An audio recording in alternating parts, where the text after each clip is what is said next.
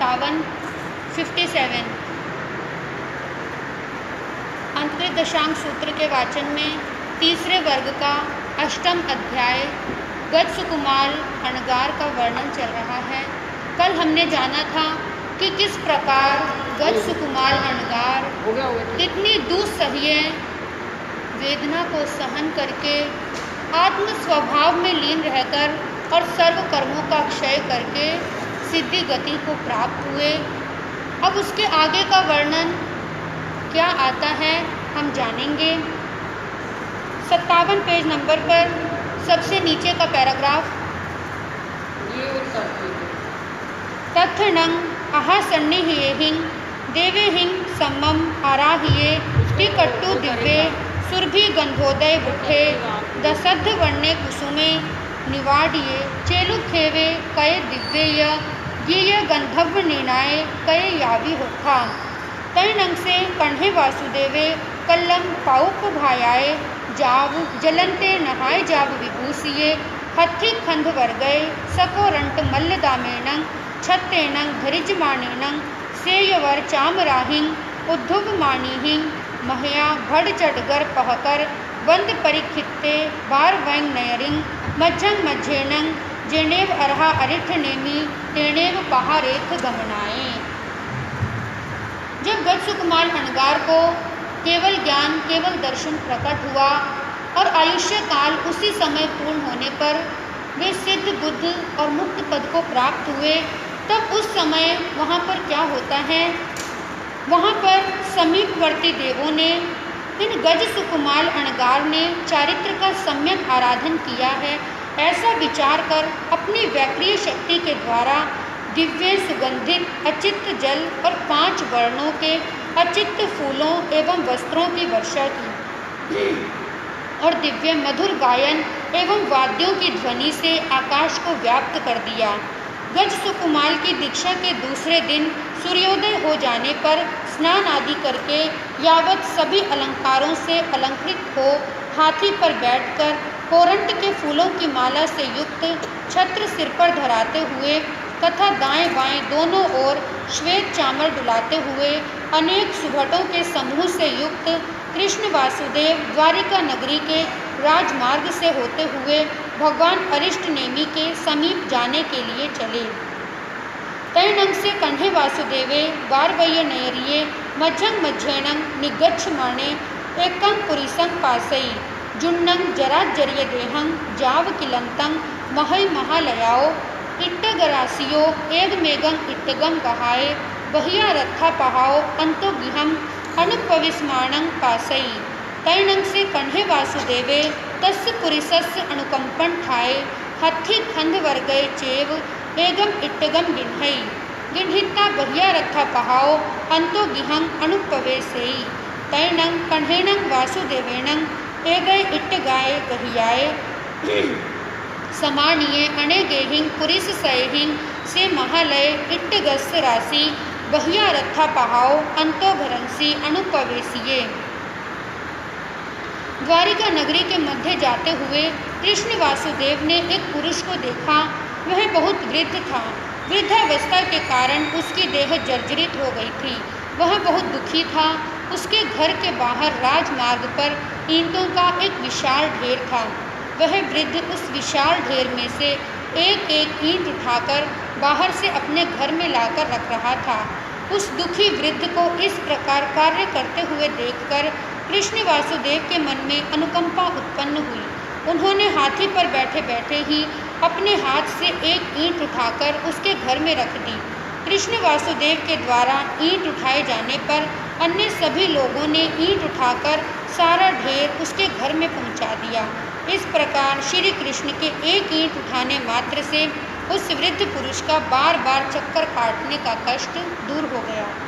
तैनंग से कण्हे वासुदेवे वारवय्य नयरिये मज्जंग मज्जेनं निगच्छई निगच्छित्ता जेनेव अर्हा अरिठ नेमि तेनेव उवागच्छित्ता जाव वंदय नमनसई वंदिता नमनसित्ता गय सुकुमालं अणगारं अपासमाणे अर्हं अरिठ नेमिं वंदय नमनसई वंदिता नमनसित्ता एवं व्यासी कही नंघनते से मम सहोयरे भाया गए सुकुमाले अणगारे जन्नं अहम वंदामि नमनसामि तैनं अर्हा अरिठनेमि कण्हं वासुदेवं एवं वयासि साहियणं कण्हा गए सुकुमालेणं अणगारेणं अप्पणो अट्ठे तैनं से कण्हे वासुदेवे अर्हं अरिठनेमि एवं वयासि कहन्नं भन्ते गए सुकुमालेणं अणगारेणं साहिये अप्पणो अट्ठे तैनं अर्हा अरिठनेमि कण्हं वासुदेवं एवं वयासि एवं खलु कण्हा गए सुकुमालेणं अणगारेणं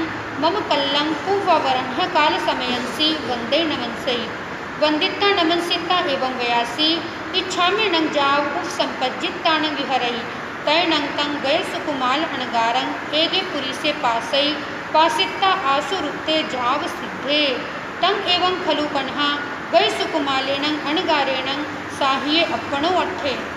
इसके बाद कृष्ण वासुदेव द्वारिका नगरी के मध्य चलते हुए भगवान अरिष्ट नेमि के समीप पहुँचे और भगवान को वंदन नमस्कार किया।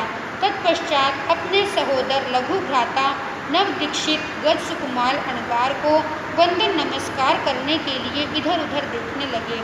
जब उन्होंने गज सुकुमाल अणगार को नहीं देखा तब भगवान से पूछा, हे भगवान, मेरा सहोदर लघु भ्राता नव दीक्षित गज सुकुमाल अणगार कहाँ है? उनको वंदन नमस्कार करना चाहता हूँ। भगवान ने फरमाया, हे कृष्ण, गज सुकुमाल अणगार ने जिस आत्म अर्थ के लिए संयम स्वीकार किया था उसने वह आत्मार्थ सिद्ध कर लिया। यह सुनकर कृष्ण वासुदेव ने आश्चर्ययुक्त होकर पूछा, हे भगवान, गज सुकुमाल अणगार ने किस प्रकार अपना प्रयोजन सिद्ध कर लिया? कृष्ण वासुदेव के इस प्रकार पूछने पर भगवान ने कहा, हे कृष्ण, कल दीक्षा के बाद चौथे प्रहर में गज सुकुमाल अणगार ने वंदन नमस्कार करके मेरे सामने इस प्रकार इच्छा प्रकट की, हे भगवान, मैं आपकी आज्ञा प्राप्त कर महाकाल श्मशान में एक रात्रि की भिक्षु प्रतिमा की आराधना करना चाहता हूँ। हे कृष्ण, मैंने कहा, जैसा तुम्हें सुख हो वैसा करो। इस प्रकार आज्ञा प्राप्त कर गज सुकुमाल अणगार महाकाल श्मशान में गए और वहाँ ध्यान धरकर खड़े रहे। हे कृष्ण, उस समय वहाँ एक पुरुष आया और उसने गज सुकुमाल अणगार को ध्यानस्थ खड़ा देखा। देखते ही उसे वैर भाव जागृत हुआ। क्रोध से आतुर होकर तालाब से गीली मिट्टी लाया और गज सुकुमाल अणगार के सिर पर चारों ओर मिट्टी की पाल बांधी।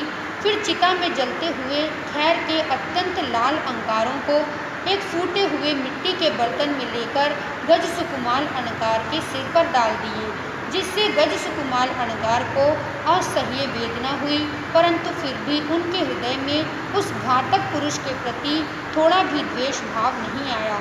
वे समभावपूर्वक उस भयंकर वेदना को सहन करते रहे और शुभ परिणाम एवं शुभ अध्यवसाय से केवल ज्ञान प्राप्त कर मुक्त हो गए। इसलिए हे कृष्ण, गज सुकुमाल अणगार ने अपना कार्य सिद्ध कर लिया है। तैनं से कण्हे वासुदेवे अर्हं अरिठनेमिं एवं वयासि केसनं भन्ते से पुरी से अपथ्ये पथ्ये जाव परिवज्जिये जेनं ममं सहोयरं कणीयसं भायरं गए सुकुमालं अकाले चेव जीविया ववरोगिये तैनं अर्हा अरिठनेमि कण्हं वासुदेवं एवं वयासि मानं कण्हा तुमं तस्य पुरिसस्य पौसमावज्जाहि एवं खलु कण्हा तेनं पुरिसेनं गए सुकुमालस्य अणगारस्य साहिज्ये दिन्ने कहन्नं भन्ते तेनं पुरिसेनं गए सुकुमालेनं साहिज्ये दिन्ने तैनं अर्हा अरिठनेमि कण्हं वासुदेवं एवं वयासि से नूनं कण्हा तुमं ममं पायवन्दय हव्वमागच्छमाणे वारवय्यनैर्ये एगं पुरिसं पाससि जाव अनुपवेशिये जहानं कण्हा तुमं तस्य पुरिसस्य साहिज्ये दिन्ने एवमेव कण्हा तेनं पुरिसेनं गए सुकुमालस्य अणगारस्य अनेक भव सय सहस्र संचयं कम्मं उदीरे माणेनं बहुकम्म निज रट्ठं साहिज्ये दिन्ने। यह सुनकर कृष्ण वासुदेव ने भगवान अरिष्ट नेमि से पूछा, हे भगवान, मृत्यु को चाहने वाला, लज्जा आदि से रहित वह पुरुष कौन है जिसने मेरे सहोदर लघु भ्राता गज सुकुमाल अणगार का अकाल में ही प्राण हरण कर लिया? भगवान ने कहा, हे कृष्ण, तुम उस पुरुष पर क्रोध मत करो। क्योंकि उस पुरुष ने गज सुकुमाल अणगार को मोक्ष प्राप्त करने में सहायता प्रदान की है। यह सुनकर कृष्ण वासुदेव ने भगवान से पूछा, हे भगवान, उस पुरुष ने गज सुकुमाल अणगार को कैसे सहायता दी? भगवान ने कहा, हे कृष्ण, मेरे चरण वंदन करने के लिए आते हुए तुमने द्वारिका नगरी के राजमार्ग पर एक बहुत बड़े ईंटों के ढेर में से एक एक ईंट उठाकर घर में रखते हुए एक दीन दुर्बल वृद्ध पुरुष को देखा। उस पर अनुकंपा करके तुमने उस ढेर में से एक ईंट उठाकर उसके घर में रख दी, जिससे तुम्हारे साथ वाले सभी पुरुषों ने क्रम से उन सभी ईंटों को उठाकर उसके घर में रख दिया, जिससे उस वृद्ध पुरुष का दुख दूर हो गया। हे कृष्ण, जिस प्रकार तुमने उस वृद्ध पुरुष की सहायता की, उसी प्रकार उस पुरुष ने भी गज सुकुमाल के लाखों भावों में संचित किए हुए कर्मों की एकांत उदीर्णा करके उनका संपूर्ण क्षय करने में बड़ी सहायता दी है। तैणंग से कण्हे वासुदेवे अर्हं अरिठ नेमिं एवं व्यासी सेणं घंते पुरी से मय कहम जाने यज्ञ तैणंग अर्ह अरिठ नेमि कण्हं वासुदेवं एवं व्यासी जेनं कण्हा तुमं बारवय्य नैर्ये अनुपविस्मानं पासिता ठिये चेव ठी भेणं कालं करिसै तैणंग तुमं जानी जासी एसणं से पुरी से तैणंग से कण्हे वासुदेवे अर्हं अरिठ नेमिं वंदै नमनसै वंदिता नमनसिता जेनेव आभिसेयं हत्थिरैणं तेनेव उवागच्छिता हत्थिं दुरुहै दुरुहिता जेनेव बारवै नयरी जेनेव सय गिहे तेनेव पहारेत्थ गमनाये तैनं तस्य सोमिलस्य महनस्य कल्लं जाव जलन्ते अयमेया रूपे अज्जत्थिये जाव समुपन्ने एवं खलु कण्हे वासुदेवे अर्हं अरिठ नेमिं काय वंदे निगये तं नायमेयं अर्हया विण्णायमेयं अर्हया सूयमेयं अर्हया सिद्धमेयं अर्हया भविष्यै कण्हस्य वासुदेवस्य तं नं नज्जै नं कण्हे वासुदेवे ममं केनावि कुमारेण मारिष्यै ते कट्टु भीये सयाव गिहाव पड़ी निखमित्ता कण्हस्य वासुदेवस्य बारवयं नैरिं अनुपविस्मानस्य पुरौ सपक्षिं सपड़िदिशिं भगवमागये। यह सुनकर कृष्ण वासुदेव ने भगवान से फिर पूछा, हे भगवान, मैं उस पुरुष को किस प्रकार जान सकूंगा?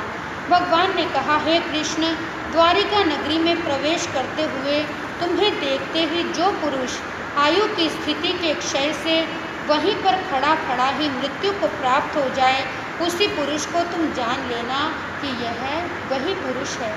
इसके बाद कृष्ण वासुदेव भगवान को वंदन नमस्कार करके अभिषेक के हाथी पर बैठकर द्वारिका नगरी में अपने भवन की ओर जाने लगे। सूर्योदय होते ही सोमिल ब्राह्मण ने अपने मन में सोचा कि कृष्ण वासुदेव भगवान के चरण वंदन करने के लिए गए हैं। भगवान तो सर्वज्ञ हैं, उनसे कोई बात छिपी नहीं है। भगवान ने गज सुकुमाल की मृत्यु संबंधी सारी बात जान ली होगी, पूर्ण रूप से जान ली होगी और कृष्ण वासुदेव से कह दी होगी। इसे जानकर कृष्ण वासुदेव न जाने मुझे किस कुमौत से मारेंगे, ऐसे विचार से भयभीत होकर सोमिल ने भाग जाने का विचार किया। फिर उसने सोचा कि कृष्ण वासुदेव तो राजमार्ग से ही आएंगे, इसलिए मुझे उचित है कि मैं गली के रास्ते से चलकर द्वारिका नगरी से निकल भागूं। ऐसा विचार कर वह अपने घर से निकला और गली के रास्ते भागते हुए जाने लगा।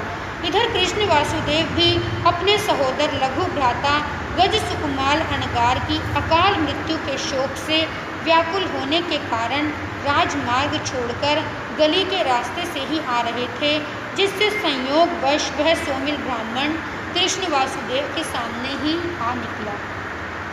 तैनं से सोमिले माहणे कण्हं वासुदेवं सहसा पासिता भिये ठिये चेवठी भेणं कालं करिता धरणी तलंसी सवं गेहिं धसक्ति सन्निवड़िये तैनं से कण्हे वासुदेवे सोमिलं माहणं पासिता एवं व्यासी एसणं धो देवाणुपिया से सोमिले माहणे अपथिये जाव परिवज्जिये जेन ममम सहोयरे कणीयसे भायरे गए सुकुमाले अणगारे अकाले चेव जीवियाव ववरोविये तिकट्टु सोमिलं माहनं पाणिहिं कड्ढावेयि कड्ढावित्ता तं भूमिं पाणियेनं अभ्योखावेयि अभ्योखावित्ता जेनेव सय गिहे तेनेव उवगये सयं गिहं अनुपविठे एवं खलु जम्बू समनेनं भगवया जाव संपत्तेनं अठमस अंगस अंतगढ़ दसाणं तच्चस वगस अठमस अध्ययनस अयमठे पणते। उस समय वह सोमिल ब्राह्मण कृष्ण वासुदेव को सामने आते हुए देखकर बहुत भयभीत हुआ और जहाँ का तहाँ खड़ा रह गया। आयु क्षय हो जाने से वह खड़ा खड़ा ही मृत्यु को प्राप्त हो गया, जिससे उसका मृत शरीर धड़ाम से धरती पर गिर पड़ा। जब कृष्ण वासुदेव ने सोमिल ब्राह्मण को मृत्यु प्राप्त होते देखा तब वे इस प्रकार बोले, हे देवानुप्रियो, यह वही अप्रार्थित प्रार्थक निर्लज्ज सोमिल ब्राह्मण है जिसने मेरे सहोदर लघु भ्राता गज सुकुमार अनगार को अकाल में ही काल का ग्रास बना डाला। ऐसा कहकर उस मृत सोमिल के पैरों को रस्सी से बंधवाकर चांडालों द्वारा घसीटवाकर नगर के बाहर फिंकवा दिया और उस शव द्वारा स्पर्शित भूमि को पानी डलवाकर धुलवाया। फिर वहाँ से चलकर कृष्ण वासुदेव अपने भवन में पहुँचे। हे जम्बू, सिद्धि गति को प्राप्त श्रमण भगवान महावीर स्वामी ने अंतगढ़ दशा नामक 8वें अंग के तीसरे वर्ग के 8वें अध्ययन के उपरोक्त भाव फरमाए हैं। इति 8वां अध्ययन समाप्त। नवमस्य उखेवौ एवं खलु जम्बू तेनं कालेनं तेनं समयनं बारवय्य नयरिये जहाँ पड़मय जाव बिहरई तथनं बारवय्य नयरिये बलदेवे नामम राया होथा वर्णौ तस्य नंग बलदेवस्य रण्णो धारिणी नामम देवी होथा वर्णौ तैनं सा धारिणी सिंहं सुमिणे जहा गोयमे नवरंग सुमुहे नामं कुमारे पन्ना संग पन्नाओ पन्ना संग गाओ 14 पुवाइं अहिजय विसंग वासाइं परियाओ शेषंग तंग चेव जाव से तुंजे सिद्धे निखे हो। जम्बू स्वामी सुधर्मा स्वामी से पूछते हैं, हे भगवान, श्रमण भगवान महावीर स्वामी ने अंतगढ़ दशा के तीसरे वर्ग के 8वें अध्ययन के जो भाव कहे वे मैंने आपके श्रीमुख से सुने हैं। हे भगवान, श्रमण भगवान महावीर स्वामी ने 9वें अध्ययन के क्या भाव फरमाए हैं।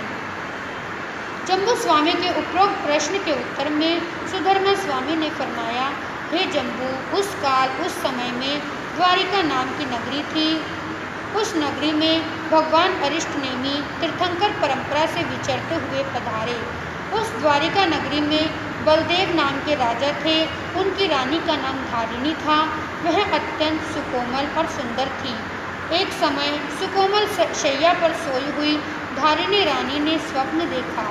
स्वप्न देखते ही जागृत होकर अपने पति के समीप आई और स्वप्न का वृतांत सुनाया। गर्भ समय पूर्ण होने पर स्वप्न के अनुसार उनके यहाँ एक पुण्यशाली पुत्र का जन्म हुआ। इसके जन्म बाल्यकाल आदि का वर्णन गौतम कुमार के समान है। उसका नाम सुमुख रखा गया। यौवन अवस्था प्राप्त होने पर उस कुमार का 50 राजकन्याओं के साथ विवाह हुआ और विवाह में 50-50 करोड़ सुनैया आदि का दहेज मिला। किसी समय भगवान अरिष्टनेमी वहाँ पधारे। उनकी वाणी सुनकर सुमुख ने उनके पास दीक्षा अंगीकार की। 14 पूर्वों का अध्ययन किया। 20 वर्ष पर्यंत चारित्र पर्याय का पालन किया और अंत में शत्रुंजय पर्वत पर संहारा करके सिद्ध बुद्ध और मुक्त हुए। हे जम्बू, श्रमण भगवान महावीर स्वामी ने अंतगढ़ दशा नामक 8वें अंग के तीसरे वर्ग के 9वें अध्ययन का उपरोक्त भाव फरमाया है। एवं दुमुहेवी कुवदारवी दोढ़ंगवी बलदेवे पिया धारिणी माया दारुएवी एवं चेव नवरंग वसुदेवे पिया धारिणी माया एवं अनादिठीवी वसुदेवे पिया धारिणी माया एवं खलु जम्बू समनेनं जाव संपत्तेनं 8मस्य अंगस अंतगढ़ दशानं तच्चस वगस 13 समस अध्ययनस अयमठे पणत्ते। इसी प्रकार दुर्मुख और कूपदार इन दोनों कुमारों का भी वर्णन जानना चाहिए। दोनों के पिता का नाम बलदेव और माता का नाम धारिणी था। इनका सारा वर्णन सुमुख अणगार के समान है। दारुक कुमार का वर्णन भी सुमुख कुमार के समान ही है अंतर इतना है कि इनके पिता का नाम वसुदेव और माता का नाम धारिणी था। इसी प्रकार अनादृष्टि कुमार का वर्णन है। इनके पिता का नाम वसुदेव और माता का नाम धारिणी था। दीक्षा लेकर ये भी मोक्ष गए। हे जम्बू, श्रमण भगवान महावीर स्वामी ने अंतगढ़ दशा नामक 8वें अंग के तीसरे वर्ग में 13 अध्ययनों का इस प्रकार अर्थ कहा है। तृतीय वर्ग समाप्त। चतुर्थ वर्ग। जैनं भन्ते समनेनं जाव संपत्तेनं अठमस अंगस अंतगढ़ दशानं तच्चस वगस अयमठे पनत्ते। चौथस नंग भन्ते वगस अंतगढ़ दशानं समनेनं जाव संपत्तेनं के अठे पनत्ते। एवं खलु जम्बू समनेनं जाव संपत्तेनं चौथस वगस अंतगढ़ दशानं 10 अध्ययना पनत्ता। तन जहाँ जाली मयाली उवियाली पूरे सेनेय वारी सेनेय पज्जुण्य संवर्णी रुद्धे सच्चे नेमीय दढ़नेमी। जैनं भन्ते समनेनं जाव संपत्तेनं चौथस वगस 10 अध्ययन पणत्ता।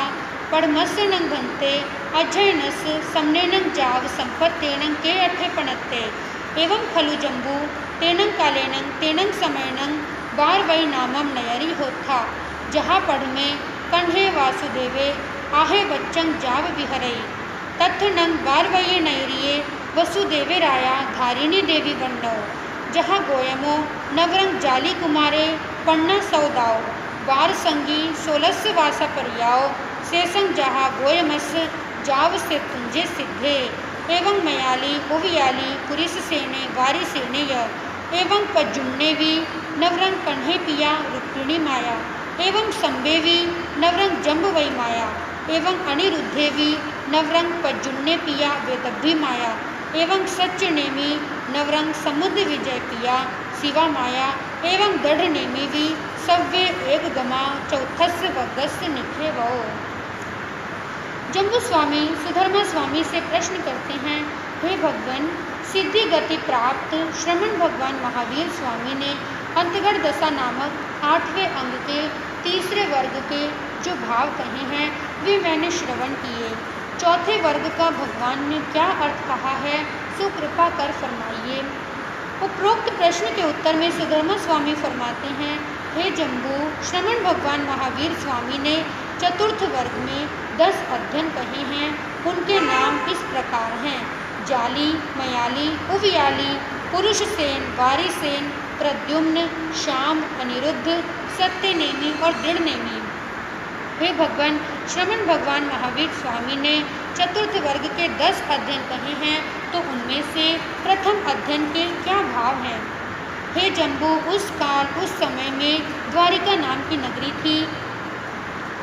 वहाँ कृष्ण वासुदेव राज्य करते थे। उस द्वारिका नगरी में वसुदेव राजा निवास करते थे। उनकी रानी का नाम धारिणी था। वह अत्यंत सुकुमार, सुंदर एवं सुशीला थी। एक समय सुकोमल शैया पर सोती हुई उस धारिणी रानी ने सिंह का स्वप्न देखा। स्वप्न का वृत्तांत अपने पतिदेव को सुनाया और उसके बाद गौतम कुमार के समान एक तेजस्वी पुत्र का जन्म हुआ, जिसका नाम जाली कुमार रखा गया। जब वह युवावस्था को प्राप्त हुआ तब उसका विवाह 50 राजकन्याओं के साथ किया गया। 50-50 करोड़ सोनिया आदि का दहेज मिला। एक समय भगवान अरिष्ट नेमी वहाँ पधारे। उनकी वाणी सुनकर जाली कुमार को वैराग्य उत्पन्न हो गया। माता पिता की आज्ञा लेकर भगवान के पास दीक्षा अंगीकार की, 12 अंगों का अध्ययन किया और 16 वर्ष पर्यंत दीक्षा पर्याय पाली। फिर गौतम अणगार के समान इन्होंने भी शत्रुंजय पर्वत पर 1 मास का संखारा किया और सर्व कर्मों से मुक्त होकर सिद्ध हुए। इसी प्रकार मयाली, उवियाली, पुरुष सेन और वारी सेन का चरित्र भी जानना चाहिए। ये सभी वासुदेव के पुत्र और धारिणी के अंग जात थे। इसी प्रकार प्रद्युम्न का चरित्र भी जानना चाहिए। इनके पिता का नाम कृष्ण और माता का नाम रुक्मिणी था। इसी प्रकार श्याम कुमार का वर्णन भी जानना चाहिए। इनके पिता का नाम कृष्ण और माता का नाम जानवती था। इसी प्रकार अनिरुद्ध कुमार का वर्णन है। उनके पिता का नाम प्रद्युम्न और माता का नाम वैदर्भी था। इसी प्रकार सत्यनेमी और दृढ़नेमी इन दोनों कुमारों का वर्णन है। इन दोनों के पिता का नाम समुद्र विजय और माता का नाम शिवा देवी था। सभी अध्ययनों का वर्णन एक समान है। हे जम्बू, श्रमण भगवान महावीर स्वामी ने चतुर्थ वर्ग के भाव इस प्रकार फरमाए हैं। चतुर्थ वर्ग समाप्त। पंचम वर्ग।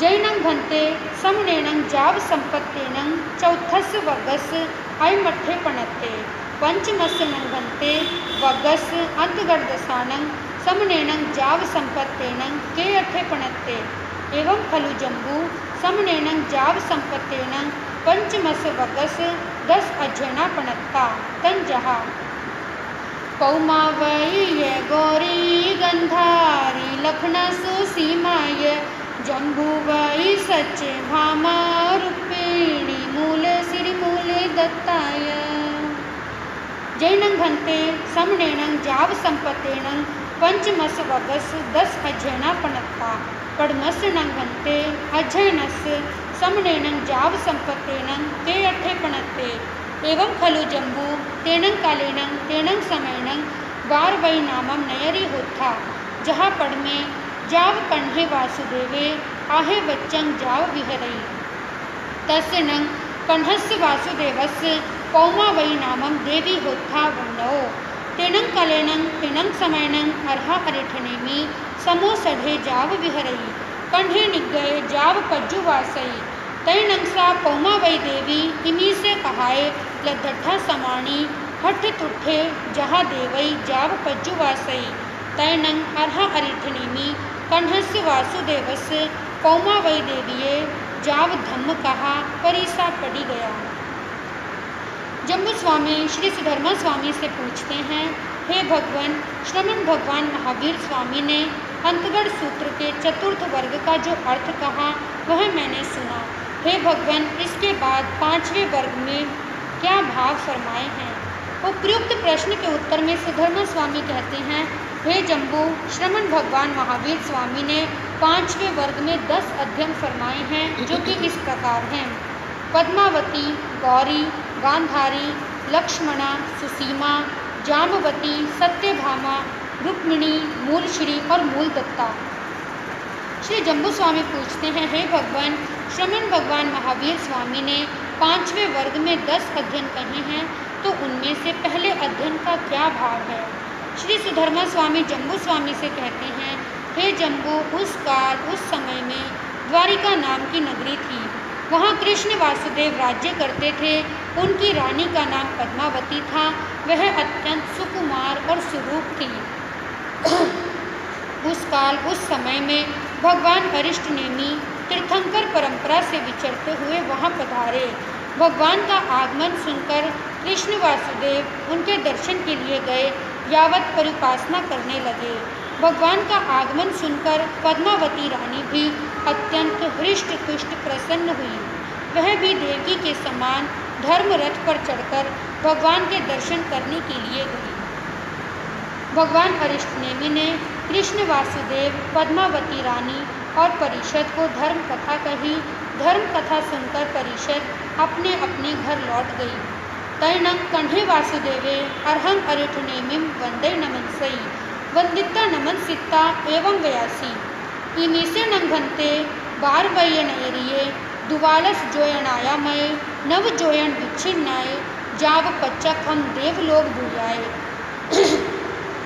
किम मूलय विनाशे भविष्यई कण्हाई अर्हा अरिठनेमी कण्ह वासुदेवं एवं व्यासी एवं खलु कण्हा इमी से बार वय नयरिये दुवालस जोयनाया मय नव जोयन विच्छिन्नाय जाव पच्चक हम देवलोक भूयाय सुरग्गी दिवायन मूलय विनाशे भविष्यई तैनं कण्हस्य वासुदेवस्य अर्हा अरिठनेमिस्य अंतिये एयमठं सोचा अयमेयारूवे अज्जत्थिये समुपन्ने धन्ना नंगते जाली मयाली ओवियाली पुरिससेन वारिसेन पज्जुन्न संभ अनिरुद्ध दढ़नेमी सच्चनेमिप भीयो कुमारा जेनं चिच्चा हिरण्यं जाव परिभायिता अर्हा अरिठनेमिस्य अंतियं मुंडा जाव पपैया अहन्नं अधन्ने अकय पुण्ये रज्येय जाव अन्ते उरेय मानुष्येषु य काम भोगेषु मुच्यये नो संचयेमि अर्ह अरिठनेमिस अंतिये जाव पवैतये कण्हाई अर्ह अरिठनेमि कण्हं वासुदेवं एवं व्यासी से नूनं कण्हा तव अयं अज्जत्थिये समुपन्ने धन्नानंते जाली जाव पवैतये से नूनं कण्हा अय मट्ठे समट्ठे ता अथी। इसके बाद कृष्ण वासुदेव ने भगवान अरिष्टनेमि को वंदन नमस्कार कर इस प्रकार प्रश्न किया, हे भगवान, 12 योजन लंबी 9 योजन चौड़ी यावत प्रत्यक्ष देवलोक के समान इस द्वारिका नगरी का विनाश किस कारण से होगा। भगवान अरिष्टनेमि ने कहा, हे कृष्ण, 12 योजन लंबी 9 योजन चौड़ी यावत प्रत्यक्ष देवलोक के समान इस द्वारिका नगरी का विनाश 3 कारणों से होगा, सुरा, अग्नि और द्विपायन ऋषि का प्रकोप। इन 3 कारणों से इस द्वारिका नगरी का विनाश होगा। भगवान अरिष्टनेमि के मुख से द्वारिका नगरी के विनाश का कारण जानकर कृष्ण वासुदेव के हृदय में ऐसा विचार उत्पन्न हुआ कि वे जाली, मयाली, उवियाली, पुरुषसेन, वारिसेन, प्रद्युम्न, शाम्ब, अनिरुद्ध, दृढ़नेमि और सत्यनेमि आदि धन्य हैं कि जिन्होंने अपनी संपत्ति, स्वजन और याचकों को देकर भगवान अरिष्टनेमि के पास मुंडित होकर प्रवर्जित हो गए।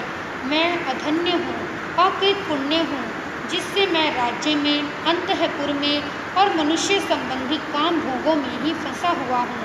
इनसे विमुक्त होकर मैं भगवान अरिष्टनेमि के समीप दीक्षा नहीं ले सकता। भगवान अरिष्टनेमि ने अपने ज्ञान से कृष्ण वासुदेव के हृदय में आए हुए विचारों को जानकर आर्त ध्यान करते कृष्ण वासुदेव से इस प्रकार कहा, हे कृष्ण, तुम्हारे मन में इस प्रकार भावना हो रही है कि वे जाली, मयाली आदि कुमार धन्य हैं, जिन्होंने अपना धन, वैभव, स्वजन और याचकों को देकर अणगार हो गए।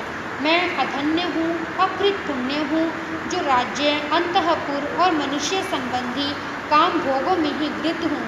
मैं भगवान अरिष्टनेमि के पास प्रविज्ञा नहीं ले सकता। हे कृष्ण, क्या यह बात सत्य है? कृष्ण ने उत्तर दिया, हाँ भगवान, आपने जो कहा वह सभी सत्य है। आप सर्वज्ञ हैं, आपसे कोई भी बात छिपी हुई नहीं है।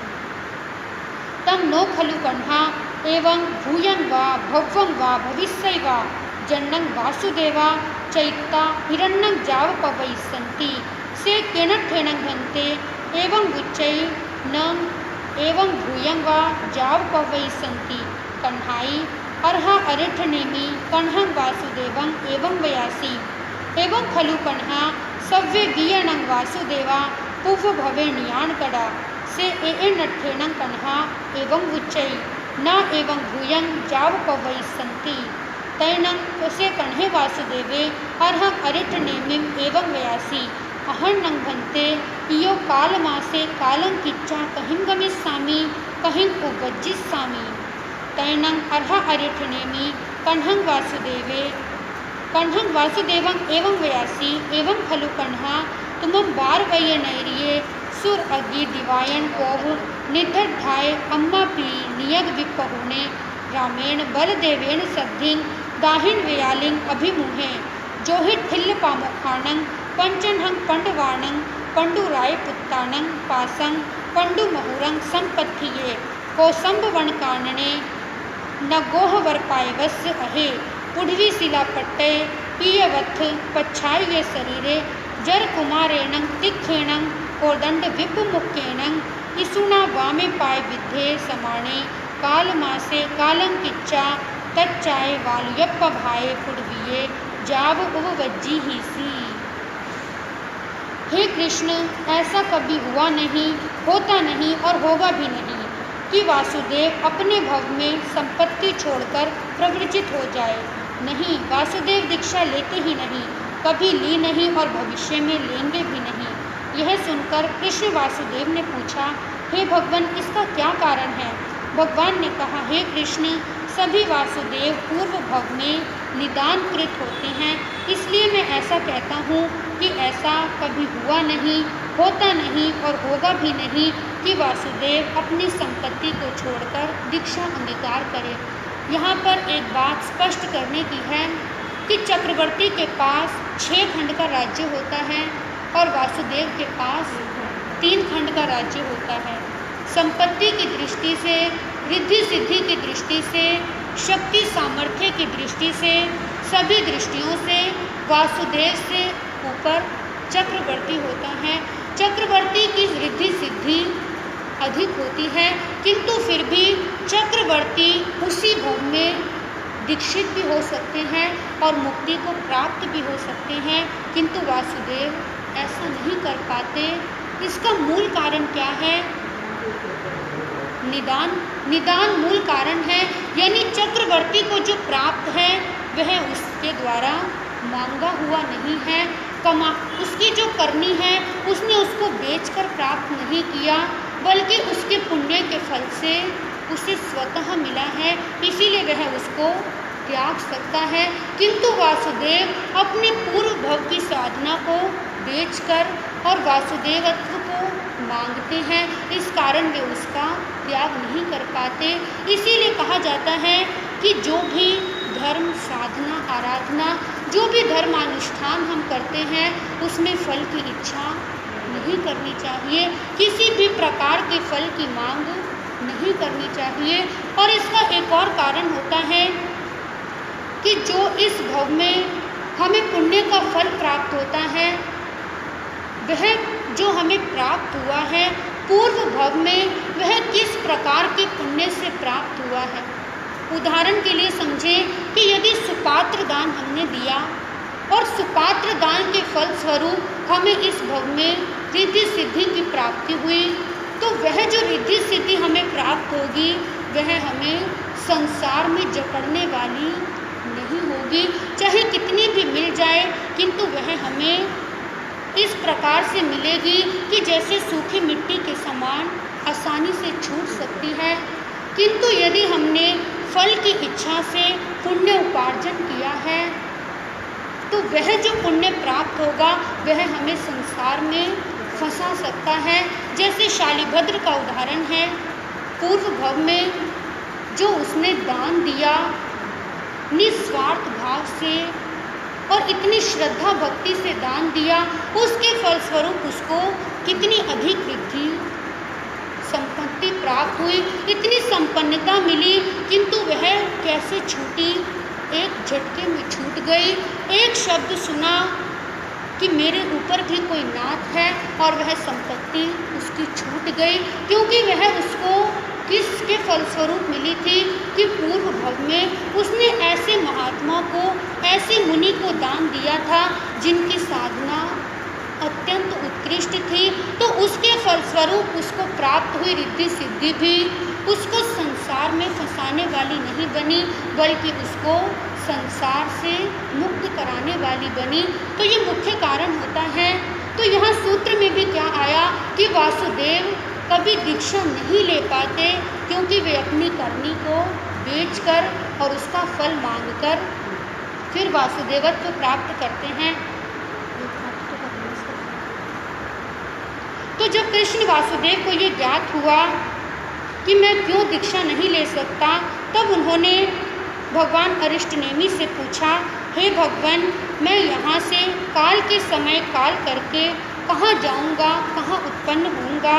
भगवान ने कहा, हे कृष्ण, सुरा, अग्नि और द्विपायन ऋषि के कोप के कारण इस द्वारिका नगरी का नाश हो जाने पर और अपने माता पिता तथा स्वजनों से विहीन हो जाने पर तुम राम बलदेव के साथ दक्षिण समुद्र के किनारे पांडु राजा के पुत्र युधिष्ठिर, भीम, अर्जुन, नकुल और सहदेव, इन 5 पांडव के समीप पांडु मथुरा की ओर जाओगे। उधर जाते हुए विश्राम लेने के लिए कौशाम्ब वृक्ष के वन में एक अत्यंत विशाल वट वृक्ष के नीचे पृथ्वी शिलापट्ट पर पीतांबर से अपनी देह को ढककर सो जाओगे। उस समय मृग की आशंका से जरा कुमार द्वारा चलाया हुआ तीक्ष्ण बाण तुम्हारे बाएं पैर में लगेगा। इस प्रकार बाण से विद्ध होकर तुम काल के समय काल करके वालुका प्रभा नामक तीसरी पृथ्वी में उत्पन्न होगे।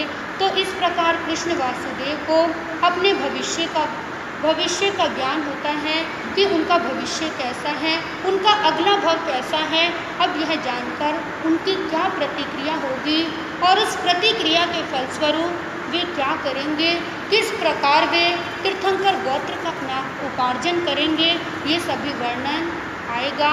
आप आएंगे, सुनने से ज्ञात होगा।